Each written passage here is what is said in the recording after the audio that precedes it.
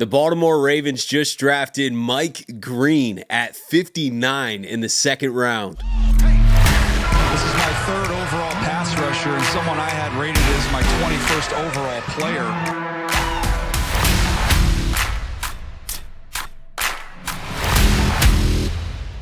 This is an absolute steal, man. There's no other way around it. I didn't think the Ravens were going to be interested because a lot of the league was obviously passing on Mike Green for character concerns or that sexual assault allegation that he had in high school. But he never got charged, and it seems to be cleared. I'm sure the Ravens did homework, but either way, they're not playing around, man. This is an absolute steal at 59. Mike Green was insanely productive in college. He led the nation with 17 and a half sacks last year. He had 22 and a half tackle for losses, which was second in all of college football. He's got 131 career tackles. This guy gets to the quarterback, man. This guy plays relentless. And I did not think, no one thought that he would still be here in the second round. He was obviously falling due to some older allegations when he was in high school. I'm just going to trust that the Ravens did their homework. You know, I'm surprised by this pick. I definitely think it's a little bit of a change in philosophy because there was obviously a ton of teams that didn't want to draft Mike Green, and it wasn't because of his play on the field. I mean, that's the reality of it. He didn't fall to 59 for no reason, and it definitely isn't because of production or the type of football player he is. So I'm going to trust that the Ravens did their homework, or they're just getting aggressive. They're throwing a couple character concerns out the window, and they're saying, this is the best player by far. This guy can lift our entire pass rush situation overnight. He can be effective this year. The Ravens just got a stud first-round talent pass rusher and a stud first-round talent safety and Malachi Starks. I mean, they're knocking this draft out of the park. Eric DeCosta's cooking, man. We talked about beefing up the trenches. I know this isn't offensive line. We still got another pick tonight. I'm recording this right after the pick, but I'll have another video for the next pick. But regardless, what a steal. What a steal. We're adding Mike Green to Odafe Owe, Kyle Van Noy, David Ajabo, Adisa Isaac, Tavius Robinson, and I think Mike Green's leaps a lot of those guys right out the gates, man. I mean, he's going to have to earn his role. The Ravens don't throw anybody in, so I'm not going to sit here and make the prediction already. You know, he definitely has to earn his role, but I don't see why he wouldn't, man. His college tape speaks for itself. His college production speaks for itself, and this is a home run pick. This is a home run start to the Ravens draft. You know, we definitely got to hit offensive line competition, got to add to the defensive line, but we got 9 picks left, and we got one coming up in the third round here where I think we can get another valuable guy. Now, this could be a risky pick. There's obviously a reason that he fell, but I'm trusting that the Ravens did their due diligence, and regardless, I know the Ravens took the best player available, outside of maybe Shedeur Sanders, but we don't need a quarterback. So Mike Green was falling way too far. I thought we were going corner at this pick. I was looking at the corners that were available. I was like, man, we're taking Trey Amos or somebody, like, which I wouldn't have been mad at either. I was talking about in the video earlier today. I was like, the Ravens could take corner. There's a lot of good corners falling, and it never really hurts to add another corner, especially opposite of Nate Wiggins for the future. But edge is probably a bigger need, especially after this season. I think we'll be all right this season regardless. You know, Odafe Owe is probably going to have a breakout season this year in his contract season. I guess last year, technically for him, was a breakout season with 10 sacks, but I think he surpasses that this year. I mean, he's playing for that big deal. You know, that second contract is his first big payday in the NFL. And I think Dafe is going to end up balling out and getting that payday, whether that's with the Ravens or not. Probably not, I would say. You know, you go out and get a Mike Green. I think that the Ravens are hoping that Mike Green is the next elite pass rusher for the Baltimore Ravens. And we really haven't had a guy of his caliber. We have not drafted a pass rusher of the caliber of Mike Green. Outside of the allegations, I'm not really sure why he fell to 59. And if the Ravens are comfortable with his background and who he is, I mean, this is an absolute home run. This is a steal. We're going to look back years from now and be like, why in the world did Mike Green fall into the second round? It kind of reminds me of the Joe Mixon thing a little bit. Joe Mixon was going through a bunch of stuff and fell a little bit in the draft, and then look, very successful career, still hanging around. You know, not everybody that slips, doesn't work out. It is probably a little bit of a gamble. There was a lot of teams that were like, we're just not touching Mike Green. He should have went way higher. He should have definitely been a day one pick.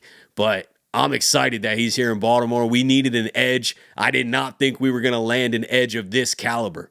You know, we didn't go edge in round one. I'm like, all right, we're going to get somebody solid. It could be a great pass rusher, but it's probably not going to be, you know, an elite guy because there's just not a lot hanging around. Ezraku went pretty early in the second round. Nick Scorton went ahead of us, and the Ravens aren't going to trade up most likely. Eric DeCosta said that in his press conference yesterday. He hates trading up. He doesn't even really see the benefit of it.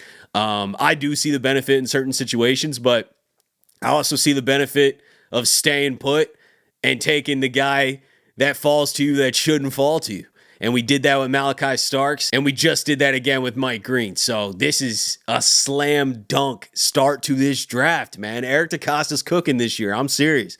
This is crazy. I'm excited by this. I just can't believe, for one, that he fell to 59, and I really can't believe, you know, when a lot of other teams have concerns about his background or character or allegations that happened, I really didn't think the Ravens were going to draft him. I mean, they are well known and documented to have this zero tolerance policy, which they've kind of molded and defined in many different ways. At first, it was like absolute zero tolerance, and now it's more of a flexible, which as it should be. It's more of a by discretion, you know, like, okay, we are zero tolerance if we have absolute proof that something happened or evidence that something happened, but we're not just going to disregard players because they have allegations or a history of something.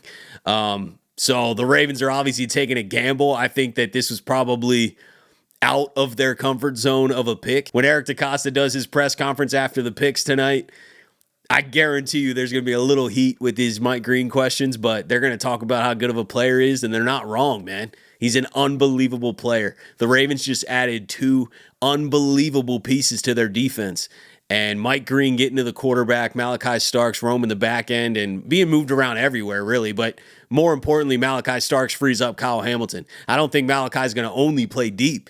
Malachi's extremely versatile himself. Kyle's going to play deep in some packages, but regardless, we can move him around. We don't have to keep Kyle deep. So it opens up a ton of flexibility, and now I think we just added so much juice to this pass rush room. You know, you got Odafe Owe in a contract year that's going to be dying to get after the quarterback. You got a nice veteran in Kyle Van Noy who's been extremely productive, coming off his best season. I don't expect that again, but what a leader to have in the room. He keeps those guys focused, man. There were so many wireds last year that I was watching, and Odafe was getting kind of quiet or something, and Kyle Van Noy go up to him and be like, hey, lock in, you know, we need you. He's just a good, smart leader, understands football. I think he's going to be great for Mike Green. We have a lot of veteran leadership in this locker room, so I'm not really concerned about any character issues, if there are even any. I really don't think there are. I think most of the fall was from the allegations, and I just trust that the Ravens did their homework, that this is something that happened in high school. Hopefully we don't have a Justin Tucker reoccurrence. It is kind of weird that the Ravens got a couple touchy players with situations going on, and Justin Tucker and Mike Green, that feels abnormal. We'll see what happens with Justin Tucker, but I can tell you right now, Mike Green's a Raven. I'm with the Ravens adding absolute fire talent to this team to go win a Super Bowl, and I think that's what they just did. They added the best player possible that they could have got at 59, Mike Green. I can't even believe I'm saying it. What a pick by Eric DeCosta. What an addition to this Ravens defense. And we got to continue to add to the trenches. I'm hoping this third-round pick is some guard competition or even some D-line depth or corner. I don't really mind any of those picks, but, man, you could not have had much of a better start than the Ravens have had to this draft. And I'm beyond excited. But let me know what you guys are thinking about this pick. Is it too risky or is it a home run? I'm going with home run, man. I think the Ravens needed this, and I feel a lot better about our pass rush room right now. I definitely do. But I appreciate you guys, as always, for tuning in to another episode of the Flock Rundown. I'll make another video after we pick in round 3, and we'll talk about that as well. So I'll see you guys soon. Appreciate you guys, and I'll let the greatest linebacker in the history of the game take us out. Ravens Flock. The Flock Rundown is the place to be. My man Ryan. has been a lifelong Ravens fan since he was born. The Flock Rundown. Nothing gets better than waking up and wondering how high we can fly. Tune in. Motionless brainwaves attempt to swim there where the sense can't tame the untamed.